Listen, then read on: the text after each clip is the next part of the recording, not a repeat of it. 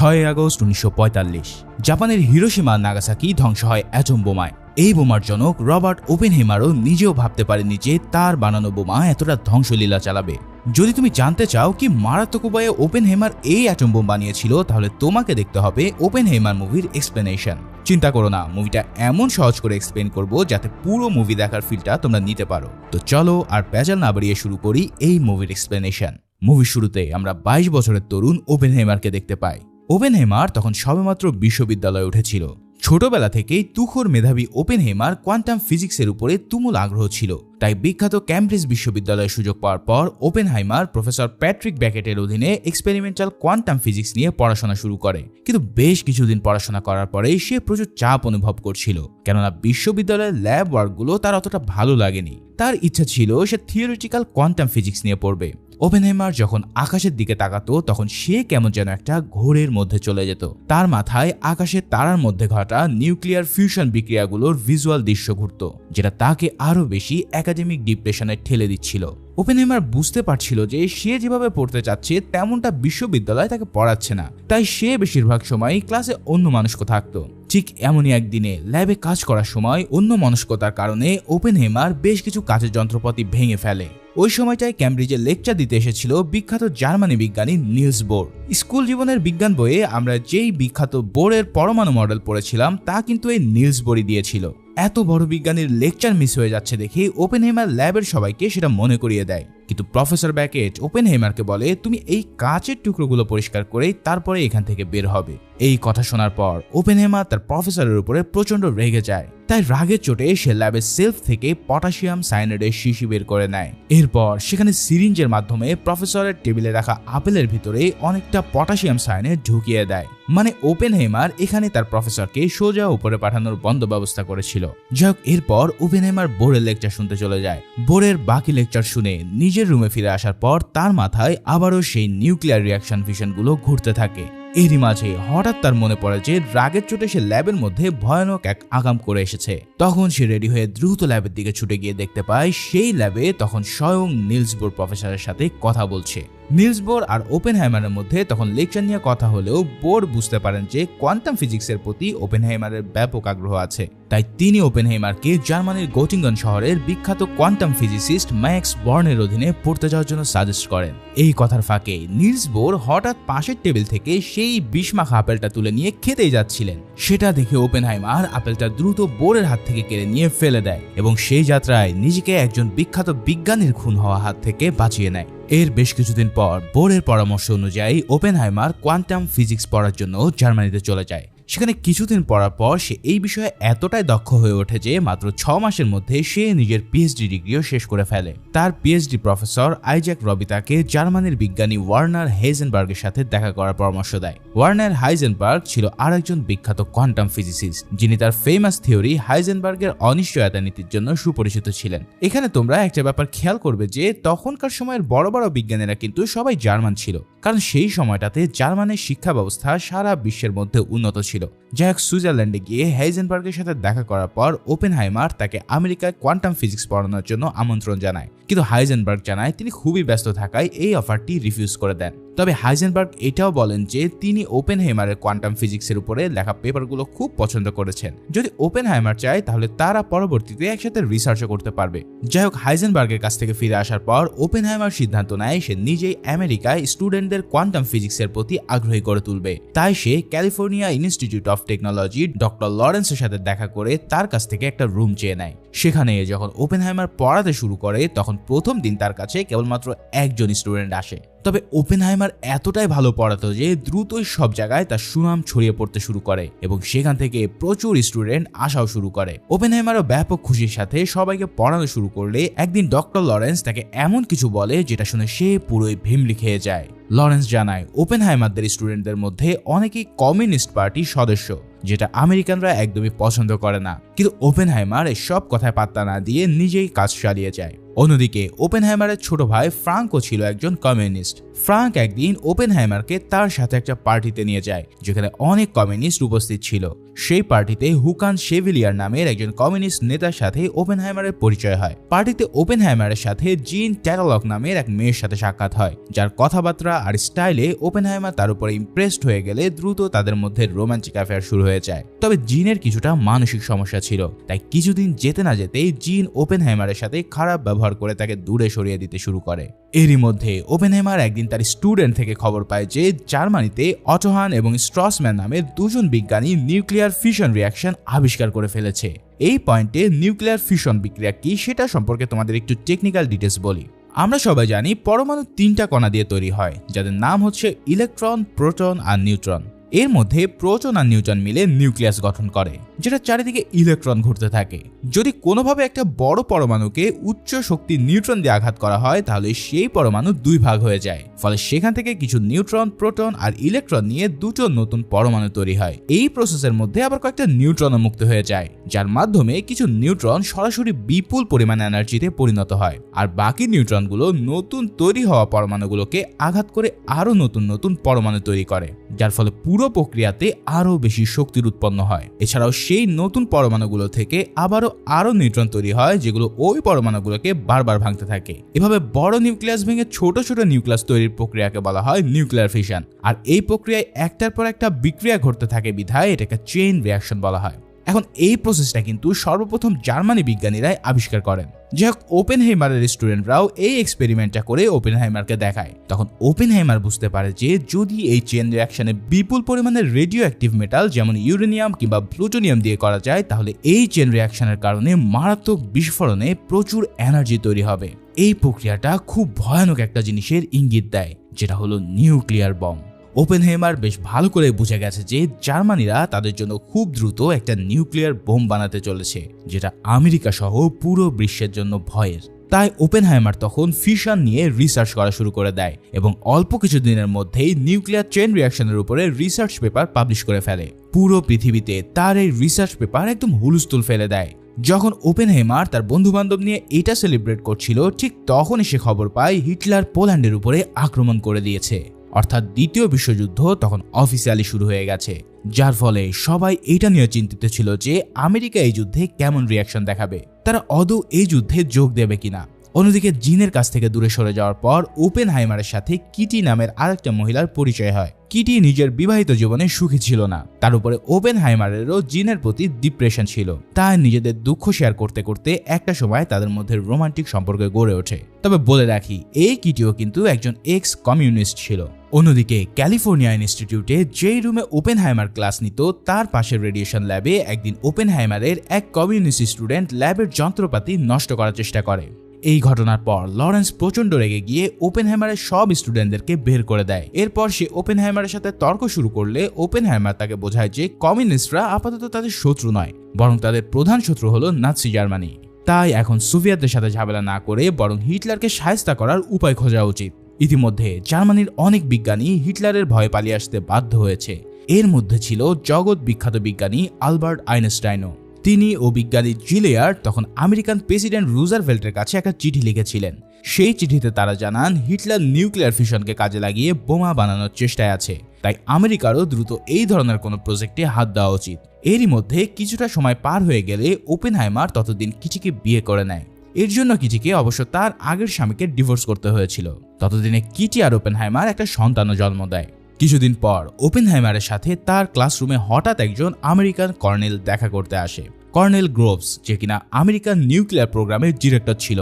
সে ওপেনহাইমারকে loss আলামোস atomic ল্যাবরেটরির director পদে invite দেয়। এর মানে তো তোমরা বুঝতেই পারছো যে আমেরিকা ততদিনে নিউক্লিয়ার প্রোগ্রাম শুরু করে দিয়েছে। এটাই সেই বিখ্যাত ম্যানহ্যাটন প্রজেক্ট, যার মাধ্যমে বানানো হয়েছিল পৃথিবীর প্রথম অ্যাটমিক বম। কর্নেল গ্রোভস ওপেনহাইমারকে ম্যানহ্যাটন প্রজেক্টের ডিরেক্টর হতে বলার পর ওপেনহাইমার বলে এই প্রজেক্ট শেষ করতে হয়তো অনেক দিন লেগে যাবে। ততদিনে জার্মানিরা হয়তো আগেভাগে অ্যাটমিক বোমা বানিয়ে ফেলবে যদি তারা তাদের দেশের বিখ্যাত বিজ্ঞানী হাইজেনবার্গের সাহায্য নেয়। হাইজেনবার্গ এতটাই জিনিয়াস ছিল যে তিনি চাইলে অনায়াসে জার্মানিদেরকে অ্যাটমিক বোমা বানিয়ে দিতে পারতেন। কিন্তু হিটলার এতটাই বোকা আর অ্যারোগেন্ট ছিল যে সে কোয়ান্টাম ফিজিক্সকে ইহুদিদের বিজ্ঞান বলে ঘোষণা দিয়েছিল। আর এর জন্যই ওপেনহাইমারের বিশ্বাস ছিল যে হাইজেনবার্গ কোনোভাবেই হিটলারকে সাহায্য করতে রাজি হবে না। তবে মজার ব্যাপার হলো পরবর্তীতে সেটাই কিন্তু সত্যি হয়েছিল। অবশেষে সব দিক বিবেচনা করে ওপেনহাইমার কর্নেল গ্রোভসের প্রস্তাবে রাজি হয়ে যায়। এরপর গ্রোভস আর ওপেনহাইমার মিলে তাদের প্রথম প্রজেক্ট ল্যাবের ব্যাপারে প্ল্যান করে। ওপেনহাইমার গ্রোভসকে নিউ মেক্সিকোতে একটা প্রজেক্টের জন্য আস্ত একটা শহর বানিয়ে দিতে বলে, যেখানে সমস্ত স্কুল, কলেজ আর হসপিটাল থাকবে। এখন শহর তৈরির মেন কারণ হচ্ছে প্রজেক্টে যেসব সায়েন্টিস্টরা থাকবে তারা যেন তাদের নিজেদের ফ্যামিলিকে নিয়ে আসতে পারে, কেননা ফ্যামিলি থেকে দূরে থাকলে তাদের কাজে মন বসাতে পারবে না। ওপেনহাইমারের কথা মতো তখনই লস অ্যালামোসের ল্যাবের পাশে এক বিরাট বড় শহর নির্মাণের কাজ শুরু হয়ে যায়। অন্যদিকে তারা প্রজেক্টের জন্য সায়েন্টিস্ট রিক্রুট করার কাজে লেগে পড়ে। এভাবে কয়েকদিনের চেষ্টায় তারা অনেক সায়েন্টিস্টকে এই প্রজেক্টের জন্য রাজি করাতে সক্ষম হয়। এরপর ম্যানহ্যাটন প্রজেক্ট শুরু হওয়ার পর প্রথমে সব সায়েন্টিস্টরা মিলে একটা মিটিংয়ে বসে। সেই মিটিংয়ে সেখানকার আরেক বড় সায়েন্টিস্ট এডওয়ার্ড টেইলর জানায় সে একটা ক্যালকুলেশন করেছে। এই ক্যালকুলেশন অনুযায়ী নিউক্লিয়ার চেইন রিঅ্যাকশন কখনো বন্ধ হবে না, অর্থাৎ নিউট্রন পরিবেশে ছড়িয়ে পড়ার পরেও পরিবেশের সাথে সে ফিউশন রিঅ্যাকশন ঘটাবে। এই কথা শুনে ওপেনহাইমার তৎক্ষণাৎ টেইলরের ওই ক্যালকুলেশনগুলো নিয়ে সোজা চলে যায় বিখ্যাত বিজ্ঞানী আইনস্টাইনের কাছে। ওপেনহাইমার সেই ক্যালকুলেশনগুলো আইনস্টাইনকে দেখালে আইনস্টাইন সরাসরি তাকে কোনো হেল্প করতে চায়নি, কারণ আইনস্টাইন এই যুদ্ধে কোনোভাবে নিজেকে ইনভলভ করতে চাইছিল না। তবে আইনস্টাইন ওপেনহাইমারকে এই ক্যালকুলেশনগুলোকে বিজ্ঞানী হ্যান্স বেথের কাছে নিয়ে যেতে বলেন, যিনি কিনা ছিলেন বিশাল মাপের একজন গণিতবিদ। সাথে আইনস্টাইন এটাও বলেন, যদি টেইলরের ইকুয়েশন সঠিক প্রমাণিত হয় তাহলে আমেরিকা যেন জার্মানিকেও এই বোমা বানাতে আটকায়, আর তা না হলে চেইন রিঅ্যাকশনের মাধ্যমে পুরো পৃথিবী ধ্বংস হয়ে যাবে। আইনস্টাইনের পরামর্শ অনুযায়ী ওপেনহাইমার বেথকে দিয়ে সেই ক্যালকুলেশন ভেরিফাই করলে দেখা যায় যে টেইলরের ক্যালকুলেশনগুলো ভুল ছিল, অর্থাৎ নিউক্লিয়ার বোম বানানোর জন্য তাদের সামনে আর কোনো বাধা ছিল না। তাই বোম বানানোর কাজ যখন পুরো দমে শুরু হয়ে যায় তখন ওপেনহাইমার তার স্ত্রী কিটিকে নিয়েও ওই শহরে চলে আসে। সমস্ত প্রোগ্রাম সেট হওয়ার পর ওপেনহাইমার সব বিজ্ঞানীদের নিয়ে আবারও মিটিং ডেকে ফিশন বোমা বানানোর ফর্মুলা নিয়ে আলাপ করে। বোমা বানানোর জন্য তাদের প্রথমে 33 পাউন্ডের একটা গোলকের ভিতরে ইউরেনিয়াম 235 অথবা 10 পাউন্ডের গোলকে প্লুটোনিয়াম রাখবে। এরপর কোন এক্সপ্লোশনের মাধ্যমে কিছু পরমাণুকে ভাঙা গেলেই শুরু হয়ে যাবে নিউক্লিয়ার ফিশন। এর জন্য দুই ধরনের উপায়ের কথা ভাবা হয়। প্রথমটা হলো ছোট কোনো গানের মাধ্যমে সজোরে ভিতরে রাখা ইউরেনিয়াম বা প্লুটোনিয়ামকে আঘাত করা, আর দ্বিতীয় উপায়টা হলো গোলকের চারিদিকে টিউব আকৃতির নলে এক্সপ্লোসিভ রেখে সেগুলোকে ফাটিয়ে বাইরের দিক থেকে ভিতরের দিকের মেটালকে প্রচন্ড প্রেসার দেওয়া। এখন দ্বিতীয় উপায়টাই বেশি যুক্তিযুক্ত মনে হওয়ার কারণে সেই পদ্ধতিটাকেই অনুসরণ করার সিদ্ধান্ত নেওয়া হয়। এর ভিত্তিতে একটা ডিভাইস তৈরির ফর্মুলা বানানো হয়, যেটাকে বলা হবে নিউক্লিয়ার ইমপ্লোশন ডিভাইস। এদিকে বোমা বানানোর ফর্মুলা আলোচনা করার সময় এডওয়ার্ড টেইলর হঠাৎ বলে ওঠে যে তাদের আরো বেশি অ্যাডভান্স লেভেলে যাওয়া উচিত। কেমন হয় তারা যদি ফিউশন বোম বানানোর চেষ্টা করে। নিউক্লিয়ার ফিউশনে যেমন একটা পরমাণু ভেঙে দুইটা পরমাণুর সৃষ্টি হয়, ফিউশনে হয় তার উল্টোটা, অর্থাৎ দুইটা পরমাণু মিলে একটা পরমাণু তৈরি হয়। আর এই ফিউশনে কিন্তু ফিশনের চেয়ে অনেক বেশি এনার্জি রিলিজ হয়। তাই এডওয়ার্ড টেইলরের মাথায় হাইড্রোজেন ফিউশন বোমা বানানোর প্ল্যান আসে, যদিও সেটাকে ট্রিগার করার জন্য ফিউশন ডিভাইসেরই দরকার হবে। তাই আপাতত ওপেনহাইমার ফিউশন বোমা তৈরির দিকে ফোকাস দেয়। এখন এই টেইলর কিন্তু পরবর্তীতে আসলে ফিউশন বোমা বানিয়ে ফেলেছিল, আর যার কারণে এই পৃথিবী তাকে এখনো হাইড্রোজেন বোমার জনক হিসেবেই চেনে। যাক, ওপেনহাইমার কিন্তু তখনও নিউক্লিয়ার চেইন রিঅ্যাকশন নিয়ে চিন্তায় থাকায় সেই প্র্যাকটিক্যালি কোনো রিস্ক না নিয়ে ফিউশন পরীক্ষা করতে চাইছিল। যখন সে খবর পেয়ে যায় যে শিকাগোতে একটা ল্যাবে ফিউশন টেস্ট করা হচ্ছে, তখনই সে লস অ্যালামাস ছেড়ে সেখানে চলে যায়। সেখানে গিয়ে সে এটা কনফার্ম হয় যে ফিউশন বিক্রিয়া একটা না একটা সময় বন্ধ হবেই, তাই দুনিয়া ধ্বংসের কোনো সম্ভাবনাই নেই। এদিকে সিকিউরিটি ক্লিয়ারেন্স না থাকা সত্ত্বেও এত রিস্ক নিয়ে শিকাগোতে যাওয়ার কারণে কর্নেল গ্রোভস ওপেনহাইমারের উপরে ব্যাপক চেঁচামেচি করে। এই চেঁচামেচির মাঝখানে প্রজেক্টের একজন সায়েন্টিস্ট প্রজেক্ট ছেড়ে চলে যায়। এরপর ওপেনহাইমার গ্রোভসকে বলে, আমার সিকিউরিটি ক্লিয়ারেন্সের ব্যবস্থা তুমিই করবে, তারপরেই আমি তোমাকে বোমা বানিয়ে দেখাবো। মানে সোজা আঙ্গুলে ঘি না উঠলে আঙ্গুল বাঁকা করতে হয় আর কি। তবে এর কিছুদিন পরেই ওপেনহাইমার নিজের সিকিউরিটি ক্লিয়ারেন্স পায়। এরপর ওপেনহাইমার তার প্রাক্তন প্রেমিকা জিনের চিঠি পেয়ে তার সাথে দেখা করতে যায়। ওপেনহাইমার যে জিনাকে কিছু না বলে চলে গিয়েছিল, সেই জন্য জিন বেশ আপসেট ছিল। এদিকে জিনের সাথে দেখা করে আসার পর ওপেনহাইমারের স্ত্রীও এর জন্য তার সাথে রাগারাগি করে। অন্যদিকে কর্নেল গ্রোভসও ওপেনহাইমারকে সাবধান করে দেয় যেন সে কমিউনিস্টদের সাথে বেশি সম্পর্ক না রাখে, কারণ একবার কোনোভাবে এই প্রজেক্টের ইনফরমেশন যদি সোভিয়েতদের হাতে চলে যায় তাহলে তারাও দ্রুত বোম বানিয়ে ফেলবে, যেটা আমেরিকা একদমই চায় না। ওপেনহেইমার তাকে জানায় যে কমিউনিস্টদের ব্যাপারে তার কাছে ইনকোয়ারি করার জন্য কর্নেল প্যাশ নামের একজন লোক এসেছিল। সে তার ল্যাবে কোনো কমিউনিস্ট সায়েন্টিস্ট আছে কিনা সেই ব্যাপারে খোঁজ খবর নিচ্ছিল, কিন্তু ওপেনহেইমার তাকে কিছুই জানায়নি, কারণ সে নিরীহ কাউকে বিপদে ফেলতে চায় না। এর কিছুদিন পর ওপেনহেইমার নিলস বোরের সাথে একটা পার্টিতে দেখা করতে যায়। ওপেনহেইমার বোরের কাছ থেকে অ্যাটমিক বোমার ইমপ্লেশনের ব্যাপারে হেল্প চাইলেও বোর বলেন, আমি যুদ্ধে সরাসরি যোগ দিতে চাই না, আর তুমি নিজেই এটা বানিয়ে ফেলতে পারবে। তবে বোরের সাথে কথা বলার মাঝেই ওপেনহেইমার হঠাৎ একটা শকিং নিউজ পায়। সে জানতে পারে যে তার সাবেক প্রেমিকা জিন আত্মহত্যা করে নিয়েছে।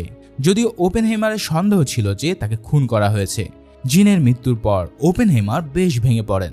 তার স্ত্রী কিটি সেই অবস্থায় তার উপরে আরো রাগারাগি করে, কেননা ওপেনহেইমার কিটিকে না জানিয়ে জিনের সাথে সময় কাটাতে গিয়েছিল। যাই হোক, শোক সামলে পরের দিন ওপেনহেইমারকে আবারও লস আলামোসে ফিরতে হয়। তাদের প্ল্যান করা ইমপ্লোশন ডিভাইস তখনও বেশি দূর আগায়নি দেখে সায়েন্টিস্টদের মধ্যে একটা হতাশা কাজ করছিল। এর উপরে টেলার নিজের হাইড্রোজেন বোমা নিয়ে পড়ে আছে দেখে তারা আরো বেশি রেগে যায়। এরপর টেলার নিজেও রেগে গিয়ে এই প্রজেক্ট থেকে বের হয়ে যেতে চায়, কিন্তু ওপেনহেইমার তাকে এটা বলে আটকায় যে সে সপ্তাহে একদিন তাকে হাইড্রোজেন বোমার উপরে রিসার্চ করতে দেবে। কিন্তু এরপরেও টেলার ওপেনহেইমারের কথা না শুনেই লস আলামোস ছেড়ে চলে যায়। কিন্তু কিছুদিন পরেই আবার সে ফিরে এসে কাজে যোগ দিয়েছিল। এদিকে প্রায় 2 বছর ধরে রিসার্চ করার পর অ্যাটমিক বোমা তৈরির কাজ পুরো দমে চলতে থাকে। এর জন্য প্রথমে সায়েন্টিস্টরা ইমপ্লেসিং ডিভাইসটা তৈরি করে টেস্ট করে। টেস্টে সফল হওয়ার পর ছোট স্কেলে একটা অ্যাটমিক বোম বানিয়ে টেস্ট করার ডিসিশন নেওয়া হয়। এদিকে দ্বিতীয় বিশ্বযুদ্ধ প্রায় শেষ হতে চলেছিল। ম্যানহাটন প্রজেক্টে সবাই যখন জানতে পারে যে হিটলার সুইসাইড করে নিয়েছে, তখন তারা প্রজেক্ট থামাতে চায়, কেননা এই বোম তারা শুধুমাত্র জার্মানিদের উপরেই ব্যবহার করার জন্য তৈরি করতে চেয়েছিল। কিন্তু এর আগে আবার জাপান পার্ল হারবারে হামলা করে দিয়েছিল। তাই ওপেনহেইমার সবাইকে বলে যে জার্মান পরাজিত হলেও জাপান এখনো তাদের জন্য একটা থ্রেট। তাই জাপানের উপরে অ্যাটমিক বোম ফেলার মাধ্যমে দ্বিতীয় বিশ্বযুদ্ধকে পুরোপুরি শেষ করা সম্ভব। এখান থেকে আমরা বুঝতে পারি যে ওপেনহেইমার আসলে খুব শক্ত মনের মানুষ ছিল। তাই সাধারণ মানুষের উপরে বোম ফেলার ডিসিশন নিতে তার একটু দ্বিধাও হয়নি, যদিও বা সে চাইলেই সেটাকে আটকাতেও পারত। যাই হোক, অ্যাটমিক বোমা টেস্ট করার আগে সেটাকে জাপানের কোথায় ফেলা হবে সেই বিষয়ে ওপেনহেইমারের সাথে ইউএস এর ওয়ার সেক্রেটারির একটা মিটিং ফিক্স হয়। সেই মিটিং এর আগে বিজ্ঞানী জিলার্ড এসে ওপেনহেইমারকে বলে যে ওপেনহেইমার যেন এই বোম ফেলাটা আটকায়। মজার ব্যাপার হচ্ছে, এই জিলার্ডে কিন্তু বোম বানানোর জন্য রুজারভেল্টকে চিঠি লিখেছিলেন, কিন্তু তিনি জাপানের উপরে বোম ফেলার পক্ষে ছিলেন না।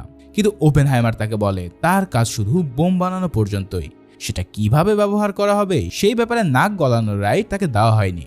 যাই হোক, জিলার্ডের অনুরোধ সত্ত্বেও ওপেনহেইমার ওয়ার সেক্রেটারির সাথে মিটিংয়ে জাপানে বোম ফেলার ব্যাপারে সম্মতি দেয়। ঠিক করা হয় জাপানের হিরোশিমা আর নাগাসাকিতে বোম ফেলা হবে।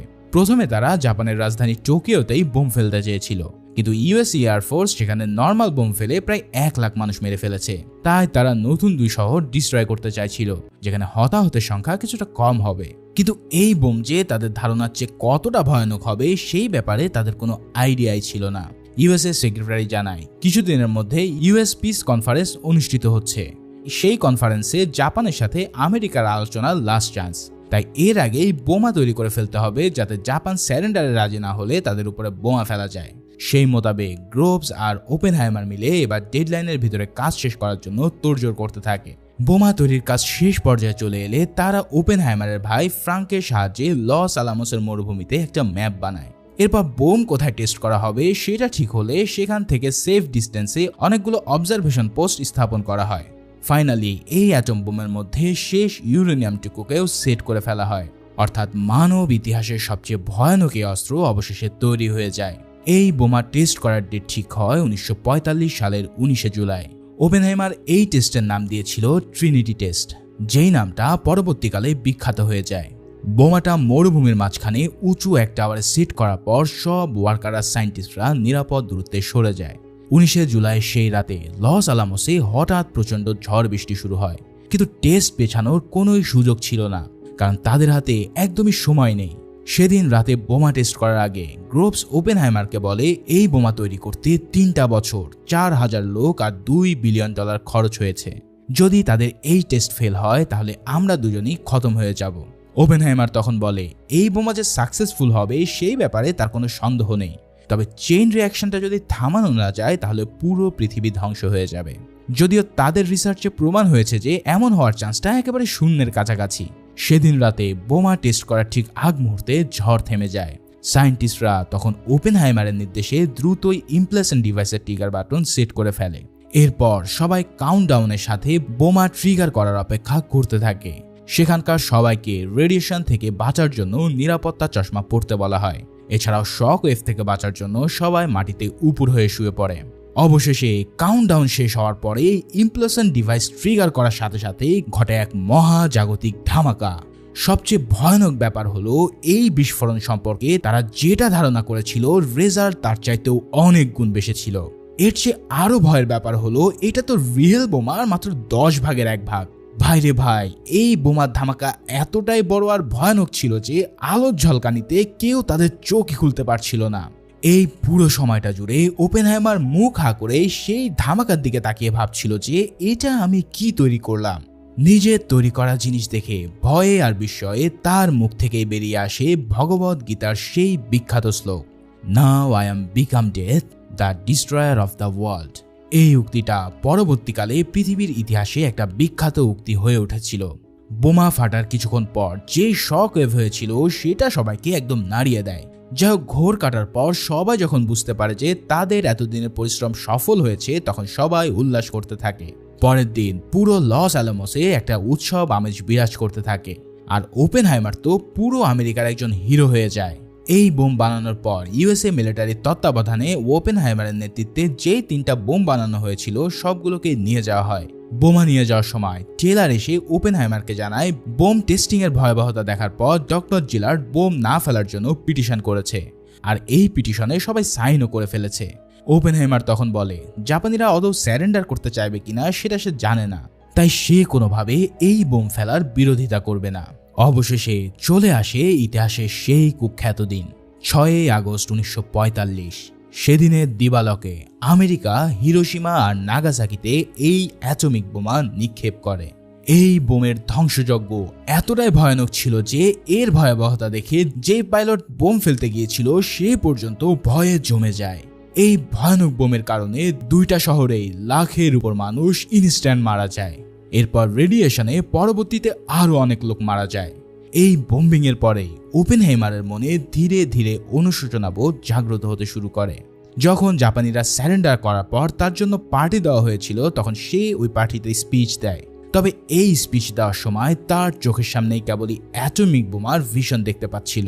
চারিদিকে সে দেখতে পায় শুধু সবকিছুই ধ্বংস হয়ে যাচ্ছে। তার মনে তখন কুড়ে কুড়ে খায়, হায় হায়, এ আমি কি করলাম? নিজের হাতে লক্ষ লক্ষ মানুষের প্রাণ নিয়ে নিলাম। যাই হোক, অ্যাটমিক বোম্বিং এর আগে কিন্তু আমেরিকার প্রেসিডেন্ট চেঞ্জ হয়ে গিয়েছিল।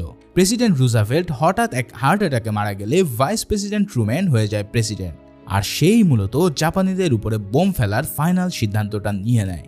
বোম্বিং এর পর ওপেনহাইমার যখন পৃথিবীর সবচেয়ে বিখ্যাত ব্যক্তি হয়ে ওঠে, তখন তার ডাক পড়ে প্রেসিডেন্ট ট্রুম্যানের সাথে দেখা করার। প্রেসিডেন্টের সাথে দেখা করার সময়ও ওপেনহাইমার একটা শকের মধ্যে ছিল। সে প্রেসিডেন্টকে অ্যাটমিক বোমার ভয়াবহতা বুঝিয়ে আমেরিকায় অ্যাটমিক প্রোগ্রাম বন্ধ করার জন্য অনুরোধ করে।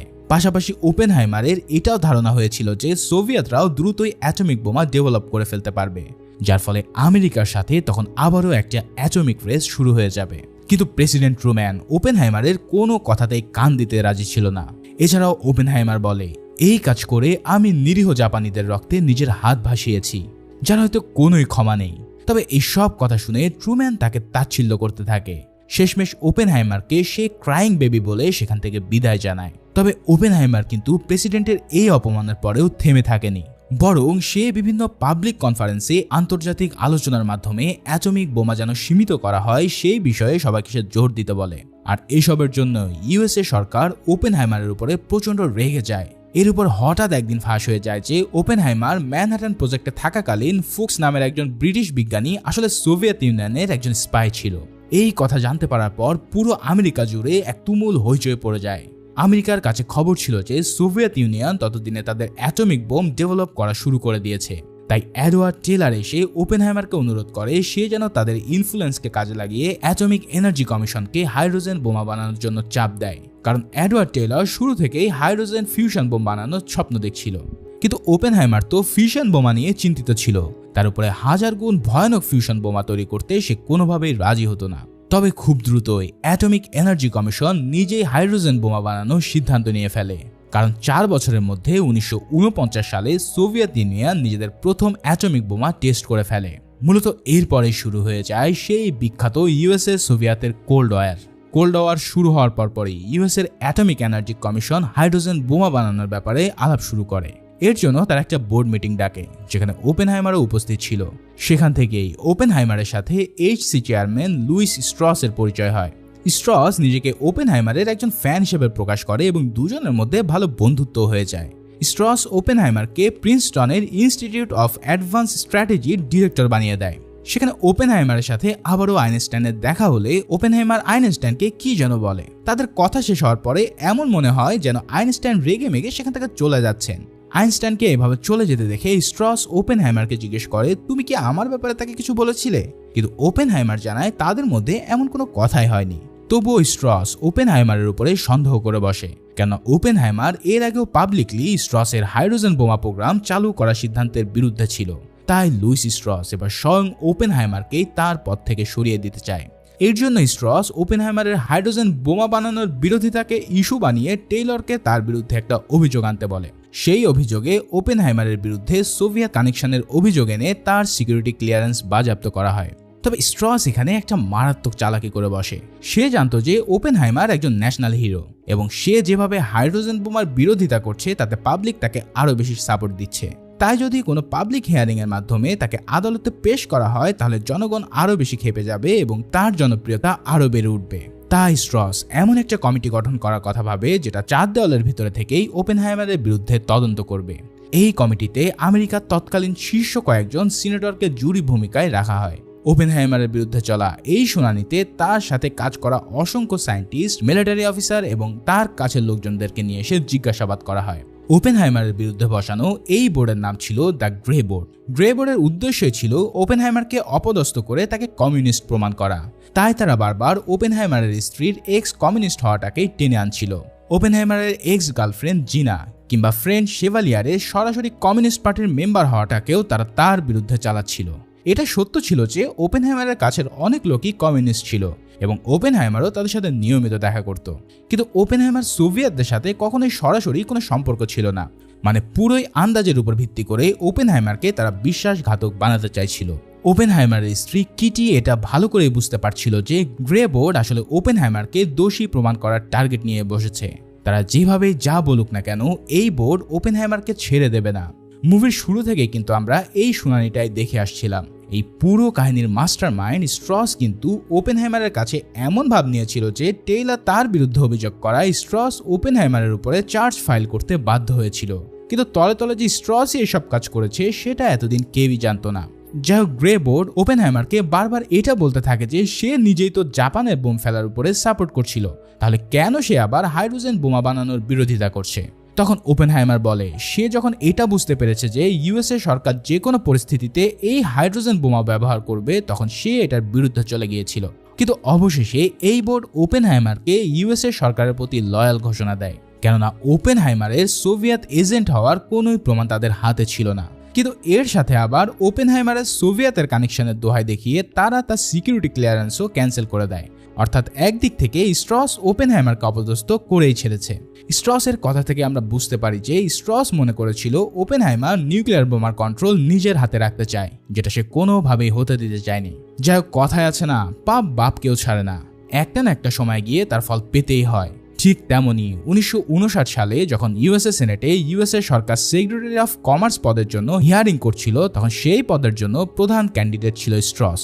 স্ট্রস নিজেও ধরে নিয়েছিল যে সে হতে যাচ্ছে পরবর্তী সেক্রেটারি অফ কমার্স। কিন্তু হঠাৎ সেই হিয়ারিং এ ম্যানহাটন প্রজেক্টের একজন সায়েন্টিস্ট ডেভিড হিল ঘোষণা দেয় যে স্ট্রস ওপেনহাইমারকে নিজের ব্যক্তিগত বিদ্বেষের কারণে ভিকটিম বানিয়েছিল। স্ট্রস কিভাবে কোনো প্রমাণ ছাড়াই ওপেনহাইমারকে গ্রে বোর্ডের সহায়তায় হেনস্থা করেছিল হিল একে একে তার সব বিবরণ কোর্টের কাছে দেয়। সবকিছু বিচার করার পর সেনেটর সেই কোর্টে সেক্রেটারি অফ কমার্সের পদের জন্য স্ট্রসের নমিনেশন ক্যান্সেল করে। এই খবর পাওয়ার পর তো স্ট্রসের মাথা পুরোই খারাপ হয়ে যায়। সে তার সেক্রেটারিকে বলতে থাকে যে এই সমস্ত কিছু ওপেনহাইমারই করেছে। সেই তার বিরুদ্ধে ম্যানহাটনের সব সায়েন্টিস্টদেরকে উস্কে দিয়েছে আর সেক্রেটারি অফ কমার্সের পদটাও সে কেড়ে নিয়েছে। স্ট্রস এখন এটা ভাবছে যে সেদিন আসলে ওপেনহাইমার আইনস্টাইনকে কি বলেছিল। স্ট্রস এখনো ভাবছে যে সেদিন আসলে ওপেনহাইমার আইনস্টাইনকে এমন কি বলেছিল যে আইনস্টাইন রেগে মেগে চলে গেল। এরপরে আমাদেরকে সেদিনের ফ্ল্যাশব্যাকে নিয়ে যাওয়া হয়। ওপেনহাইমার আইনস্টাইনকে এটা বলেছিল যে ওপেনহাইমারের সব ক্যালকুলেশন ঠিক থাকায় বোম ড্রপ করার পর অ্যাটমসফিয়ারিক চেইন রিয়াকশন হয়নি, তবে সেটা না হলেও আসলেই অন্য একটা চেইন রিয়াকশন শুরু হয়ে গেছে। সেটা হলো ইউএস আর সোভিয়েতের আর্মস এবং বোম বানানোর রেস, যেটা হয়তো চেইন রিয়াকশনের মতোই কখনোই থামবে না। আর এর একমাত্র ফল হচ্ছে দুনিয়ার অনিবার্য ধ্বংস। এই কথা শোনার পরেই আইনস্টাইন সেখান থেকে চলে গিয়েছিলেন, আর স্ট্রস তাকে দেখে ভেবেছিল আইনস্টাইন হয়তো ওপেনহাইমারের কথা শুনেই রেগে যাচ্ছেন। যাই হোক, এরপর ওপেনহাইমার তার হারানো সম্মান ধীরে ধীরে আবারও ফেরত পায়। 1963 সালে ওপেনহাইমার প্রেসিডেন্ট লিন্ডন জনসনের হাত থেকে এনরিকো ফার্মি অ্যাওয়ার্ড পায়। সেই অনুষ্ঠানে এডওয়ার্ড টেলারও উপস্থিত ছিল, যে তাকে কংগ্রাচুলেশন জানাতে আসে। টেলার ওপেনহাইমারের সাথে হাত মেলানোর পরে তার স্ত্রী কিটির সাথেও সে হ্যান্ডশেক করতে চায়, কিন্তু কিটি প্রচণ্ড ঘৃণায় তার হাত সরিয়ে নেয়, কারণ টেলার ওপেনহাইমারের সাথে যা করেছিল সেটার জন্য সে কখনো তাকে ক্ষমা করেনি। ঠিক এমনই একটা মুহূর্তের মধ্যে দিয়ে এই চমৎকার মুভিটি এখানেই শেষ হয়। তো তোমাদের কাছে ওপেনহাইমার কেমন ছিল, হিরো নাকি ভিলেন? কমেন্টে অবশ্যই জানিয়ে দিও। দেখা হচ্ছে পরের ভিডিওতে, সে পর্যন্ত সবাই ভালো ও সুস্থ থাকো।